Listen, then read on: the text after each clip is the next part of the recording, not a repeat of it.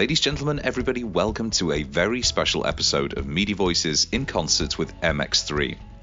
Mx3, or Media Makers Meet, organised Mx3 AI, which took place in December in London.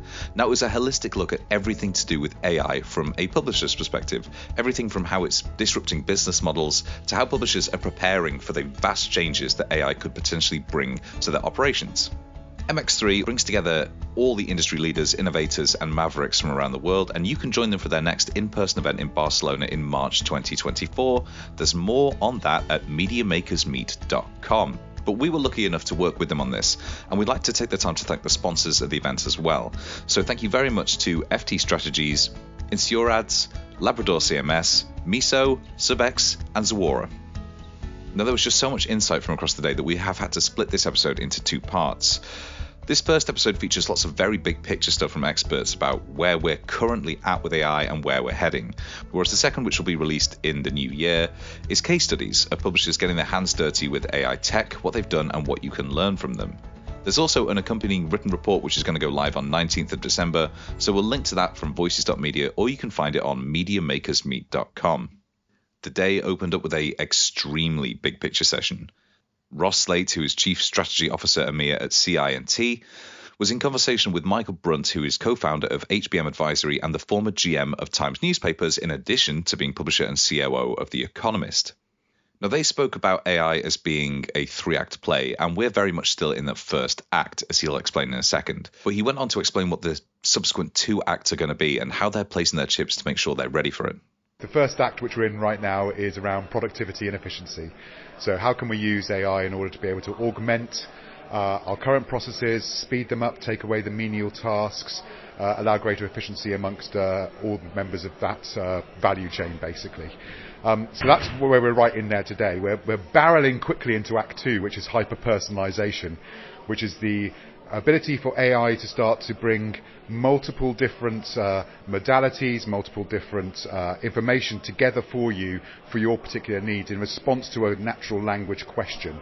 So all of the standardized ways of us getting information beforehand in the last 20 years of digital has all been about human error and our error in terms of finding things out and going down rabbit holes.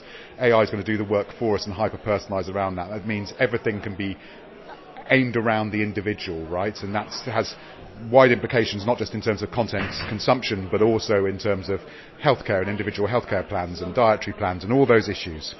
And then the third act is, because of that hyper-personalization, we're going to end up in a situation where we're going to see massive disruption to business models, because the old ways in which business models are being built, and there's old aspects of things I talked about on stage about search advertising and display advertising. If pages aren't there for the adverts to appear on in the same way, how do they get brought to you? Are we going to have agents that are bringing personalized adverts to us? Ultimately, that whole revenue stream is up for grabs, right? And that will happen in every other single sector. You're not going to be in any way avoid the disruption that will happen out of the business models that AI will bring. So Ross believes that the next generation of business models will be fitting around people's personal needs, effectively using AI to power some of the trends that we've seen ongoing for the last couple of years. And so publishers are going to need to adapt to that. They're going to need to see beyond content and start looking at everything from transactions to personalizations and integrating all of that into one holistic package. Yeah, so as a publisher, there's several things which need to be leveraged. Probably the first is trust. So I think that we're going to go through the first act of productivity and the second act of hyper-personalization being at a point whereby there's going to be a lot of misinformation out there. And I think people will absolutely want to go to places where they trust. And I think that will be important. I think that as a publisher, you're going to need to understand that your role is as curator as much as generator. And so the curational ability of being able to allow people to delve into subjects that interest them, and also the curational ability of bringing serendipity as well as deep dives, is really important. And I think that role of editor, that role of curator, is going to be needed more and more and more. And in fact, I see really agents as being micro curators of things, in the same way as we have influencers curating stuff today on social. We're just going to be automated in that basis without the human elements through the agent aspects of things. And then you've got to work out how you're going to get paid for it. So I think we've all recognise that over the last 20 odd years that the movement towards individuals paying for something is probably the way forward in this basis, some form of subscription or membership or the likes.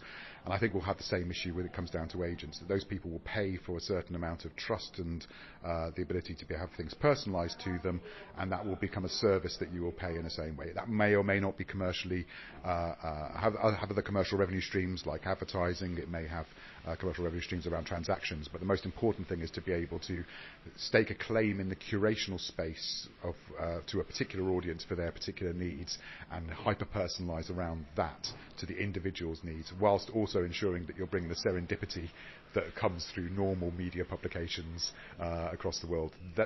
That's what we still need, that right balance. But of course, none of this is possible without getting buy-in from the public and the audiences that publishers serve. And given what the public perception of AI is at the moment, the next session discussed everything from how we can move the needle on public perception of AI to whether it actually matters if we get public buy-in, provided we are doing things ethically internally. And so Tim Bond, who is Associate Director of Ipsos, asked, is awareness the key challenge to overcome initially? I guess the challenge is how much the general public will actually know about the AI that's being used, right? And I think that gets us into the ethical conversations and actually some of the legislation that's out there already about transparency. And actually all the data we see within Ipsos, but also in my previous role with the Data and Marketing Association, is that it's that transparency that's key. So as long as people know what's going on or have a sense that they know what's going on, then they feel that level of control, that they're more comfortable with it happening. Of course, Bond acknowledged that there are risks to do with AI. We've seen some, I want to say, sterling examples of what not to do over the past couple of months. But there are also opportunities for the publishers to get out ahead of those discussions and actually establish trust with audiences around their use of AI. So yes, not everybody needs to love AI or generative AI or AI in all its forms. But certainly that awareness of what's going on is going to be key. Otherwise, people are just going to push back against it. And there is going to be an undercurrent of actually what's happening with my data. Am I talking to humans or not? Those are really the challenges that we need to overcome. And now this next session asked a question which I really did not expect to hear asked at an AI conference. Do we have too much faith in the power of journalism, not just to deal with the potential influx of AI created misinformation and disinformation, but actually to use it in a way that delivers value back to audiences? So Alan Hunter, co-founder of HBM Advisory and the former head of digital at the Times and Sunday Times, explained. And I think we still put too much faith in the power of journalism. I read a piece on the Mx3 the other day talking about how we believe our own hype. We're kind of high on our own supply. We talk a lot about bearing witness and kind of speaking truth to power, when often a lot of journalistic content is nothing of the sort. And indeed, people noticing the figures tell the story. News avoidance is at record levels, particularly in the UK. Print sales are going down. Before you tell me that's structural, have a look at the engagement stats on digital properties. Even some of the biggest digital publishers in the world have very few people visiting them on a monthly basis. It's quite shocking. So we need to improve our journalism fast, I think, to meet these needs. I think it's also interesting that this is a picture of obviously Woodward Bernstein. How when we talk about great journalism and we want to kind of attach a suffix to something, it's always something gate. Watergate was nearly 50 years ago. And that's the thing we're still relying on. We have to move on, and we have to kind of refocus on journalism that counts now. However, despite that, it is also worth remembering that generative AI is only a predictive tool. It cannot think or create yet, as we understand those terms. Now, Bond explained that in some detail, but he also then went on to talk about how we can then take those limitations and actually use them to deliver some real value back to audiences. It's also worth noting that what Gen AI or generative AI, not general, actually is. And essentially it predicts the most likely next word, if you think of it in text format. So it's the average best guess of what goes in. It also doesn't necessarily get nuance, association, or context, unless it's very specifically given it, and that's all under the asterisk of yet, as already mentioned. So what does this mean? That's the kind of scene setter for where we are, and me taking the opportunity to tell you you're all weird. What does this actually mean for the future, particularly of kind of media, but also kind of marketing and comms more broadly? We've already mentioned jobs. I have to believe there will always be a place for us as humanity, hopefully, until they completely take over. But the creativity in our brains cannot be replaced. Because it's not just about following the numbers. You've got to remember that a lot of these AI models are yes, they're self-learning, but that ability to take creative decisions, not just in terms of building creative, is something that is still sort of innate. You can't necessarily tell a machine by its nature to go against the grain at exactly the right moment in terms of brand positioning or the media content you're developing. And I have to believe again that a human with a good AI will always beat either in silo. So that's where I think the assistant, the idea of it as assistant will be certainly in the short and medium term the biggest opportunity. So just remember, Gen AI, as I already mentioned, is the best average of the internet or the data that goes in it. It's not necessarily perfect. I've got a quick quote here from a paper that we wrote actually with our cultural semi-nutrition within our team, and we released it earlier this year. It's called Very Human Reactions to AI, and really within that we wanted to highlight some of the cultural drivers that really shape our views around AI. So this fear about losing jobs and losing our position and being ultimately overtaken are not necessarily new to AI. Of course, as we've known for coming up on a decade at this point, the big opportunity around AI is to really speed things up and refine some of the outputs. Now, Bond went on to talk about how Ipsos sees that opportunity. So if you take the example of a simpler example, or a simplified example, of simply writing an article, it's the ability to go from notes to a first draft in seconds rather than minutes or hours. And that rate of speed will just fundamentally change the amount of content that's there, yes, the amount of noise and potential disinformation, as Ross touched on as well. I'm trying to keep it slightly more positive, but it will fundamentally change that speed. Also, within that, though, that leads us to focus on developing the input, so all the notes and content things that go into that AI system, and then refining the outputs as well. And again, I have to believe that's where our place will be really valued, because these things are not perfect, certainly not yet, and understanding all that nuance and context is something that we as humans can bring to that as well. So this is another question I get a lot, and it's not quite as simple as us all becoming prompt engineers, all the SEO people trying to jump over to prompt engineering, I hate to tell you this, but prompts will clearly be incredibly important. But they're also not that complicated. Certainly already there's lots of really good publicly available examples and best practices. At a corporate level, a lot of organizations and certainly the AI providers, I imagine, would be more than happy to help build them out.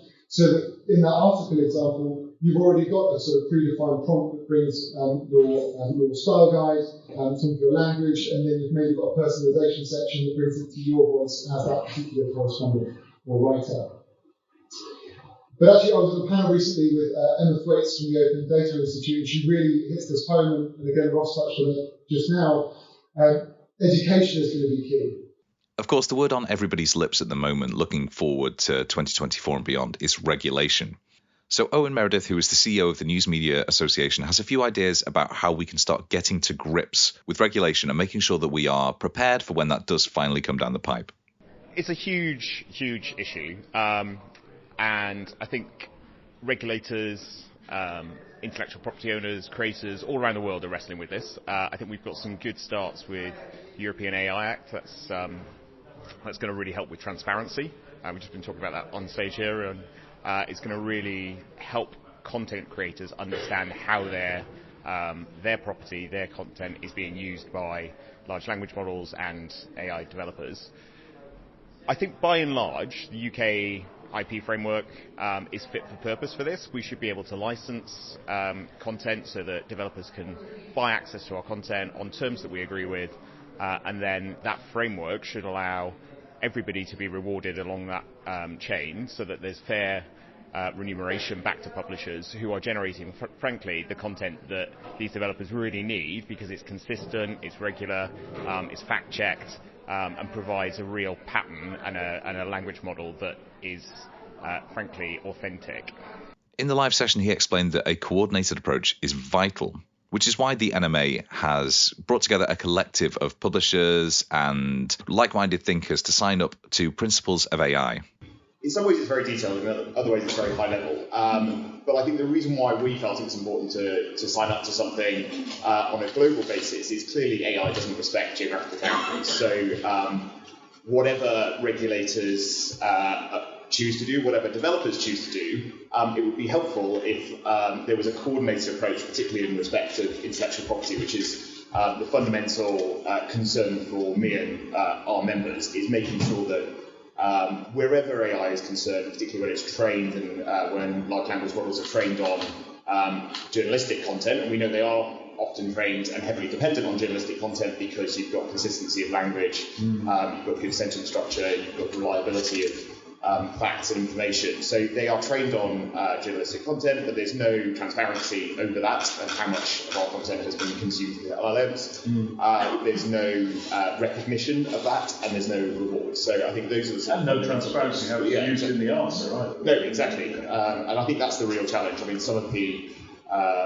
way that AI is potentially going to revolutionise search by providing users with an immediate answer that's often mashed together from 3 news articles, which may actually come up with the wrong answer as a result of mashing together 3 news articles, but then not attributing those news articles. It's really quite terrifying what could happen. As an example of that, he cited the fact that when ChatGPT first really came to light at the start of the year, or really towards the end of 2022, some wanted to keep it unregulated to quote-unquote unleash growth. But now that has changed as wider recognition about what actually goes into the training of a large language model have come to light. We've seen all sorts of strange things with hallucination, articles being completely fabricated and attributed back to genuine publishers, and people sort of then coming to the publisher saying, well, I can't find this article on your website. It's not there because it never existed.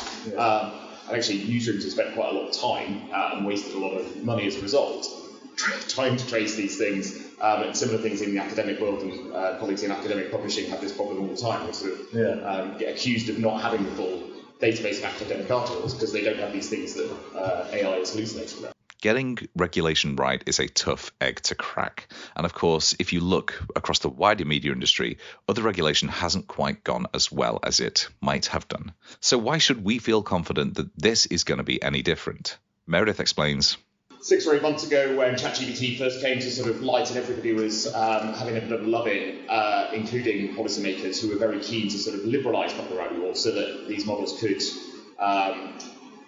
unleash the innovation in the UK economy and sort of deliver vast swathes of GDP growth. I think politicians quickly came to see that that was very much one side of the argument, and that by doing that you would destroy the entire creative economy, which is the fastest growing sector in the UK. They've recognised that? Is that? Yeah, I think so. I mean, they shelved all their proposals to liberalise text and data mining. They have come up with some reasonably detailed frameworks around how they're going to approach regulation of AI, and the minister last week said the government is in no rush to change intellectual property law. So I think we're in a good place, but there will inevitably be changes that need to come. And I think there's essentially 3 elements to this. What's being stolen from publishers already and used to train these models, what is being used in real time and going forward, and what end product potentially can somebody make, these developers make and monetize effectively, reliant and built on publishers' content. And if there's huge value in the end product, but they're not paying for, or they're paying a very small fee for the end product, getting that balance right and ensuring that there's a reciprocal value arrangement is important. And from a practical perspective, Meredith went on to explain what he feels publishers can actually do when it comes to regulation and how to use AI in a way that isn't just safe for the brand, but also helps move the conversation on around regulation. That's taken 10 years to get here. We can't wait 10 years if we feel we need to regulate in the AI space. And I think one of the areas we probably need to regulate is around transparency and forcing developers to be transparent about what content they are using. But good developers, good players should be doing this anyway. And I think there is such a thing as good tech, or there should be, and tech firms shouldn't just be stealing publishers' content and not telling us. They should be giving us the ability to opt out. They should be transparent about what they're using and how that output is generated. It's very much going to be down to individual publishers, and I think there's a bit of a nervousness in the publishing community. When OpenAI allowed publishers to opt out, some publishers have, some publishers haven't. And there's potential advantages or disadvantages of both, and you've got to weigh those up and decide on an individual basis. Similarly with Google allowing opt-outs as well. But there is a huge upside for publishers from getting this right and creating a licensing model that works for developers. That potentially adds a new revenue stream. We all know that we need multiple revenue streams to create sustainable business models. This is potentially a new one. But there's also a huge opportunity in the newsroom and in general business efficiencies of where we can use AI, particularly in the newsroom context, to free up journalists so that they can get out there and do some more of the sort of human work that needs to happen. You're not going to come across the best stories by sitting at your desk necessarily. You need to be able to get out there and get it out into the community and find those stories. But can AI do some of the really heavy lifting, such as analysing massive data sets or huge caches of documents that have been handed to a journalist? Yes, so you can potentially get to the story quicker and find the patterns using AI. Now, when it comes to recognizing the value that journalists still play in an environment where AI is helping them develop stories, we need to be more forceful about the value that journalists and writers have provided when it comes to actually training those models. Now, Lucky Gunasakura, who is co-founder and CEO of Newsroom.ai, which is effectively a democratized AI service, explains. If you look at today's AI tools, they are largely generating answers on the back of the hard work that journalists and writers have already done, right? And that work is not easy, it's not cheap, and it's not safe often, right? So they deserve to get paid for that. And in many cases, you can see already on like Google's Bard search or Perplexity AI, you can see that they're writing the answers with some amount of citations on where they sourced the information in the first place. Well, if they knew where it came from, then they have a forensic chain against which they could actually provide payments to their sources, especially if they're making revenue from that service in the first place. There are models for that, and I think that publishers shouldn't be passive as a result in arguing for their fair share, right? They're the ones who are the trusted sources of information. They need to be able to do that work. They should be paid accordingly, but they're not going to if they're not fighting for it. And then, like I said earlier, putting a gun on the table, whether that's lawsuits or even them saying, for instance, that they're going to go build their own alternatives as a collective. So, yeah. Given the development of so many of the AI tools which publishers are already using, it's no surprising that we're looking to open source solutions to a lot of these problems. But Gunasakura explained that the actual mass level of distribution doesn't necessarily reflect that value in a way that smaller use cases do. And why do I say that? Well, this is the first lesson we learned building answers. AI unit economics really, really matter.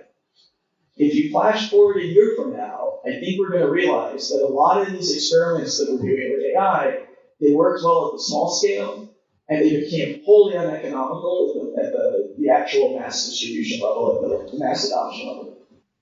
In our follow-up episode, we're going to be hearing from some publishers directly about some case studies about how they have been integrating and experimenting with AI at a company level. But for now, we have to acknowledge the fact that there is some trepidation and fear within media companies as journalists and writers look to these tools and say, well, look, is this going to effectively make me obsolete? The next couple of sessions discussed what publishers need to consider internally. And so while we'll go into more specifics in the next episode, this is a great primer from some fantastic speakers. So Kevin Donnellan, who is the director of Explainable, says he sees a huge disconnect between official company policy on Gen AI and how workers are actually engaging with those tools on the ground. And he argues that that's something really worth addressing. Yeah, there's it's disconnect in terms of views around how the public will perceive our output as journalists and as publishers. But it's also a disconnect between journalists and their bosses, I think. A lack of trust there as well. So it's, if you've laid out a scenario where a publisher can save 100 hours the equivalent of 100 people's man hours. Journalists will think, oh great, that gives us time, frees us up time to do our proper work.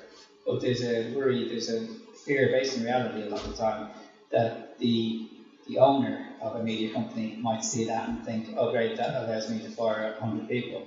And it's that kind of mistrust and that kind of disconnect that I think is fueling a lot of the conversations and a lot of the disjointed conversations around how we're adopting AI. Ultimately, he says it comes down to a need for honesty within the company, both from the journalist level and at their managers level as well. It may well be that journalists are experimenting with AI tools in a way that genuinely does deliver some tangible value back to the business, even though it may contravene some of those internal AI guidelines. And I've been to plenty of conferences over the last few months where people representing major news organisations have said, well, we're going to operate a kind of wait and see approach when it comes to AI, and we're not going to come up with any blanket policy, or if there is a blanket policy, it's don't touch AI tools. And then you have people on the ground who, and it's not always like junior staffers, it's sometimes kind of mid-level editors who are saying, well, the policy is we're not touching anything, but I found that, a 100-page legal document can be synthesized quite well by GPT-4. So we're doing that, and it's not official policy. Sometimes it's not even explicitly banned, but there hasn't been an honest conversation about how that work is done. And I'm not saying this as we need to clamp down on people secretly using AI. It's about we need to make sure that there's kind of robust policies in place that we can have honest conversations. So kind of being honest and saying, look, these generative AI tools are taking, maybe it's 40%, maybe it's only 5% of your work off your desk. Being able to kind of talk to an editor, being able to talk to your boss and say, look, this isn't freed up time. How can we work with that better? But for editors not to immediately fill that time with more work and to say, okay, this is great, you can actually, for the first time in 20 years, take a lunch break. Lucky Ganasakara agrees, but also notes that it's important to make the case for ROI when developing any internal AI strategy, as that will help it get over the line. Yeah, I think AI needs to put more money into the newsroom than it takes out. I think otherwise it's just a nice experiment. It's actually not sustainable, and it will eventually get cut, or something else will get cut in service of it, which is probably even worse. So, being able to apply AI in ways that actually drive more reader engagement, drive more revenue, improve and strengthen, or even upgrade the underlying business model, I think that those are all the core objectives to think through when you think about AI and publishing.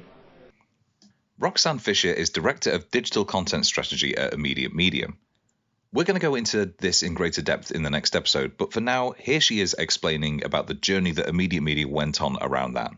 Yeah, when we've spoken to people, what they appreciated most about the journey we've been taking them on this year is having the permission to experiment with AI. I don't think it's the case at all media organisations at the moment that you're encouraged to use these tools.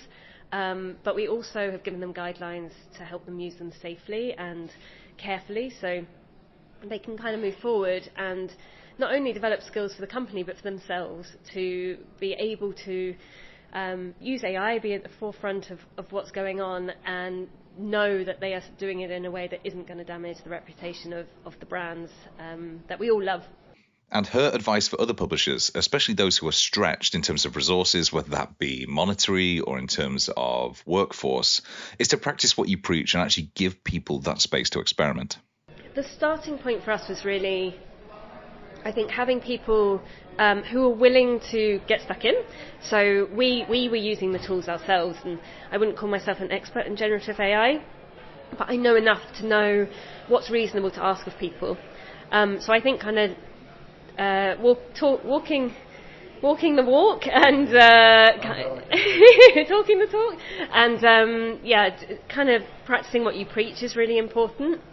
I think giving people the space and the opportunity to experiment, so that's not only giving them permission, but it's giving them access to the right tools, giving them time to actually learn, and we found bringing people from different departments across the business together to share learnings and working with people who they haven't worked with before was really helpful.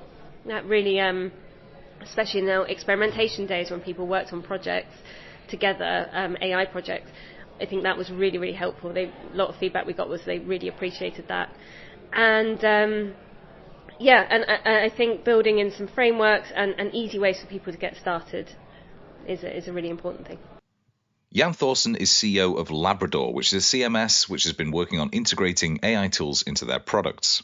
So that's everything from SEO optimized headlines and tagging, and Jan is emphatic that these tools are there to help but not to replace journalists en masse. Right now it's really good at making a summary of a text, but I don't think the AI, if you are working in a local or national newspaper, everybody's talking about AI that can produce article, but they don't.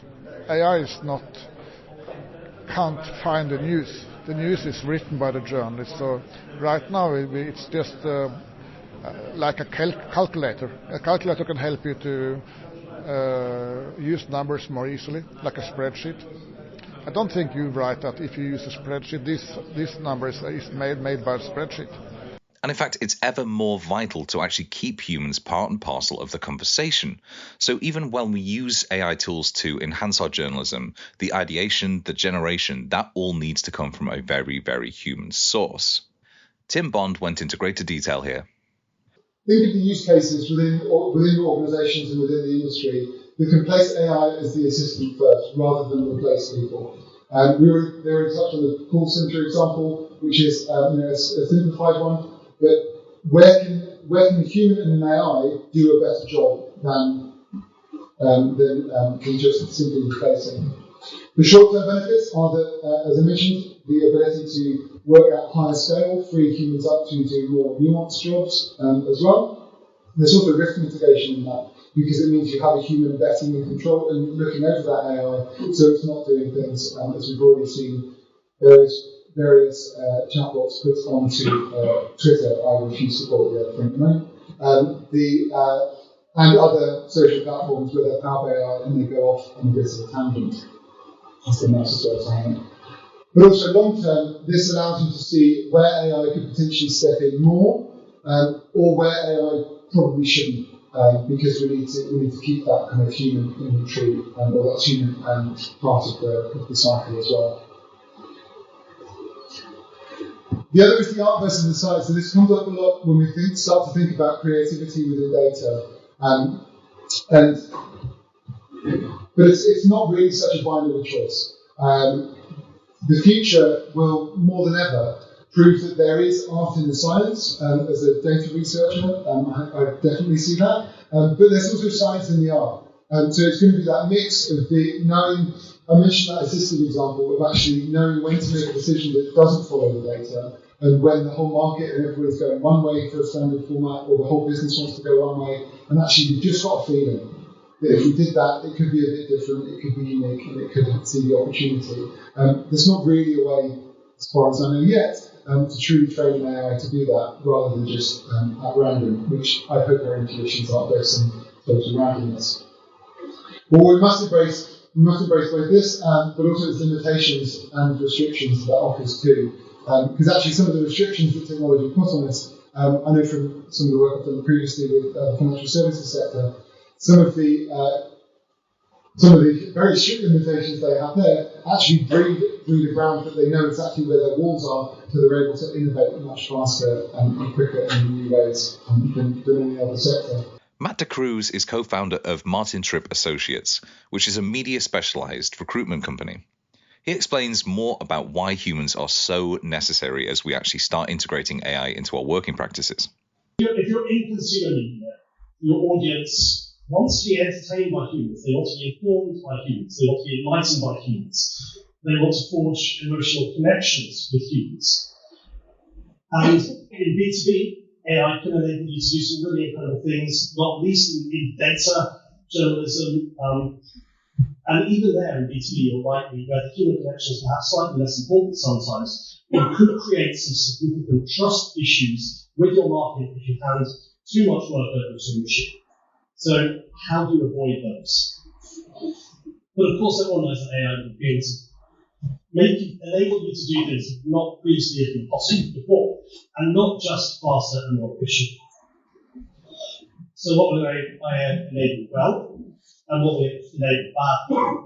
What will enable well, I think, has been very comprehensively covered elsewhere today. The automation of tedious routine tasks, massively increased efficiency, the ability to absorb and make recommendations based on vast amounts of data, the ability to do creative work that had previously been too time-consuming, too expensive.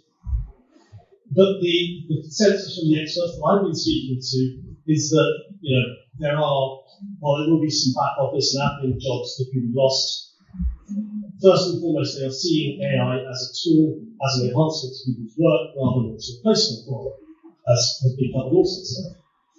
And what I'm particularly interested in is the new jobs, the new types of jobs that can be created. And I think here the answer lies in things that AI does bad. What does AI lack? I think everyone knows this: emotional intelligence, intuition, awareness of context, influencing skills, teamwork, how you operate and navigate yourself within an organization. These are things at which humans excel, or, at least some humans do. And they are essential leadership qualities as well.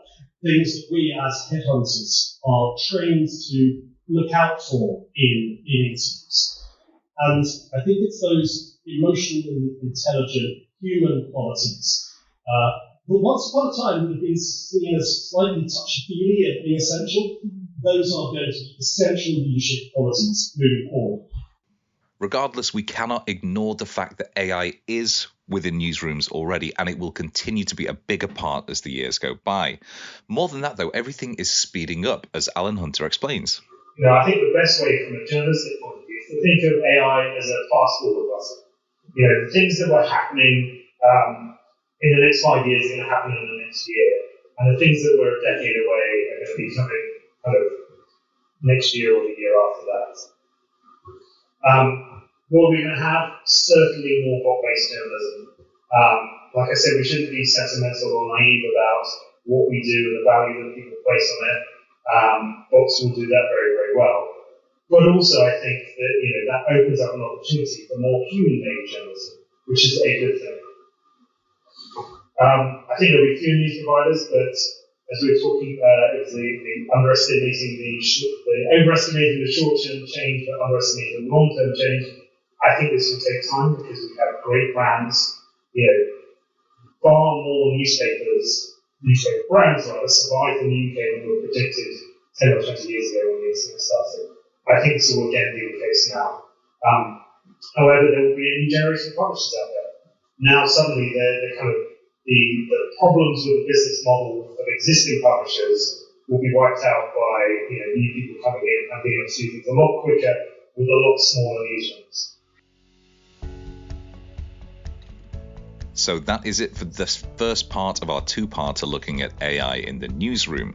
Thanks to Mx3 for allowing us to go on this journey with them, and also thank you to the sponsors, FT Strategies, InsureAds, Labrador CMS, Miso, Subx, and Zuora. It's our hope that by the end of the next episode, we're going to have a much rounder picture of everything to do with AI and its use in the newsroom, whether that be in helping develop business objectives or finding new revenue sources, all the way through to how you actually embed AI and its experimental culture into your organization. There's also an accompanying written report which is going to be going live on the 19th of December. We'll link to it from voices.media as we always do, or you can find it on mediamakersmeet.com. But for now, thank you so much for listening. It's been a fantastic season of Media Voices, and all it remains for me to say is have a great Christmas and a Happy New Year.